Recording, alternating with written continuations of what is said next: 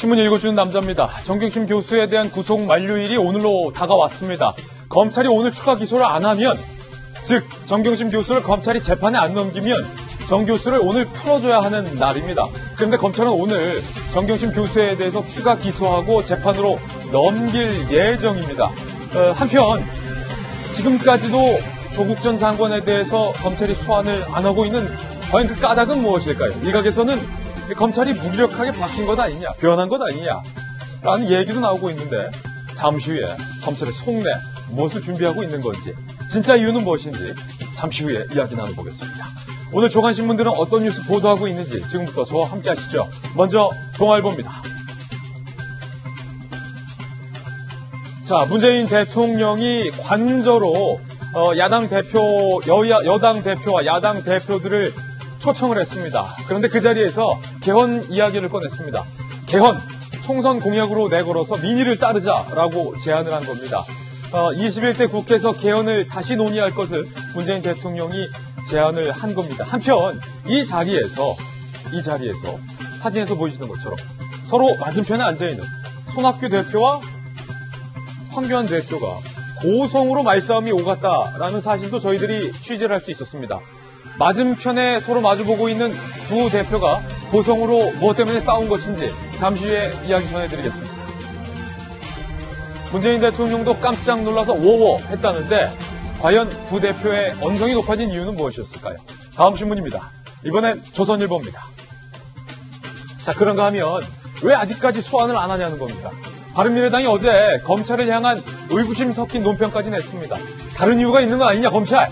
바미당이 이렇게 입장을 냈는데 검찰 내부의 소식통에 따르면 곧 소환한다는 겁니다.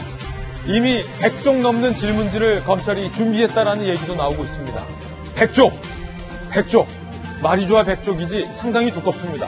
주요 혐의는 자녀 입시 비리, 사모펀드 불법 투자, 웅동학원 비리 혐의, 증거인멸 혐의 등등 꽤 많다. 검찰 내부에선 이렇게 얘기 나오고 있습니다. 법조계에서는 부부 둘 다 구속하면 너무 지나치기 때문에 불구속 기소라는 관측이 많지만 조국 전 장관이 계속해서 피의 사실에 대해서 완강하게 부인할 경우에는 구속 수사도 가능하다라는 얘기도 나오고 있습니다. 이 역시 잠시 후에 전문가들의 입을 통해서 한번 들어보겠습니다. 다음 신문입니다. 이번엔 한국일보입니다. 자, 그런가 하면 정경심 교수 부인은 오늘 구속 기소된다. 조국 일가에 대한 수사는 계속된다는 겁니다. 지금까지 검찰이 정경심 교수에 대해서 10차례 소환 조사를 했는데 4번이나 불출석했다. 마무리 조사 못한 채 결국 재판에 넘겨지게 됐다는 겁니다. 사모펀드 의혹 등 혐의를 검찰은 추가할 예정입니다. 정 교수가 막판까지 이렇게 수사에 비협조적인 태도를 보임에 따라서 이 조국 전 장관에 대한 조사도 무한정 늘어질 수밖에 없었다. 검찰 내부에선 이런 돌멘 소리가 나오고 있습니다. 한때는 법무부 장관, 한때는 법무부 장관의 아내였는데 검찰 수사에 대해서 비협조적인 태도, 과연 국민들은 어떻게 받아들일까요? 다음 신문입니다. 이번에 중앙일보입니다. 자, 현 정부가 지금까지 부동산 대책 몇 번 내놨는지 아십니까? 17번 내놨습니다. 중앙일보가 현 정부가 부동산 대책을 내놓고 나서 부동산 가격이 어떻게 변했는지를 한번 조사해봤습니다. 부동산 대책 17번 내놓는 동안 강남 부동산은 15억 급등했다. 15억. 아크로 리버파크 84제곱미터가 15억이나 올랐다. 이게 말이 좋아 15억이지 옆집 강아지 이름입니까? 15억. 야, 1억도 많은데 15배 15억. 누를 때마다 뛰었다라는 결론입니다. 증세, 분양가 상한제 등 규제를 17번이나 내놓았지만 서울 아파트값 평균 20% 이상 상승했습니다. 한 가지 안타까운 통계도 있습니다. 저소득층, 중산층이 서울에서 번듯한 집 살려면 49년 걸린다. 반세기 걸린다는 겁니다. 그렇다면 여기서 결론은 과연 현 정부의 부동산 대책이 과연 이거 대책이라고 할 수 있는 건가? 아니면 대책 없는 대책인 건가? 라는 의문에 봉착하게 됩니다. 반세기. 이게 말이 됩니까? 반세기. 대출도 안 해줘요, 요즘. 다음 신문입니다. 이번엔 경향신문입니다. 아시아나항공 왜 번번이 이런지 모르겠습니다. 이번엔 공중에서 한쪽 엔진이 멈췄습니다. 물론 항공기는 한쪽 엔진이 멈춰도 엔진 하나만으로도 비행을 할 수 있긴 합니다만 결국 아시아나항공이 필리핀 마닐라에 비상 착륙을 했습니다. 원래 싱가포르까지 갔어야 하는 비행기입니다.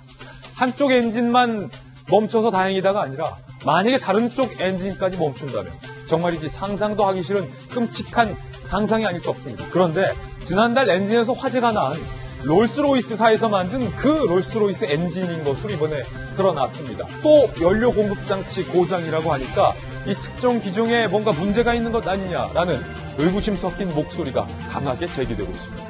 다음 신문입니다. 이번엔 서울신문입니다.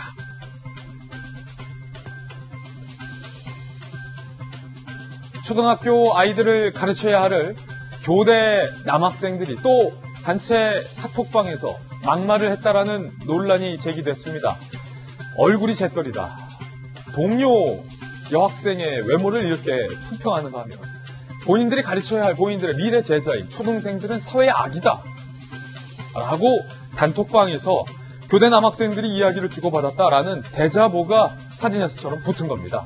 돈 걸고 외모 투표를 하는가 하면 실습에서 체벌을 두둔하는 발언도 했다. 학교 측에서 진상조사까지 들어갔다고 하니까 이 진상 반드시 명명백백히 밝혀야겠습니다. 지금까지 신문을 읽어주는 남자였습니다.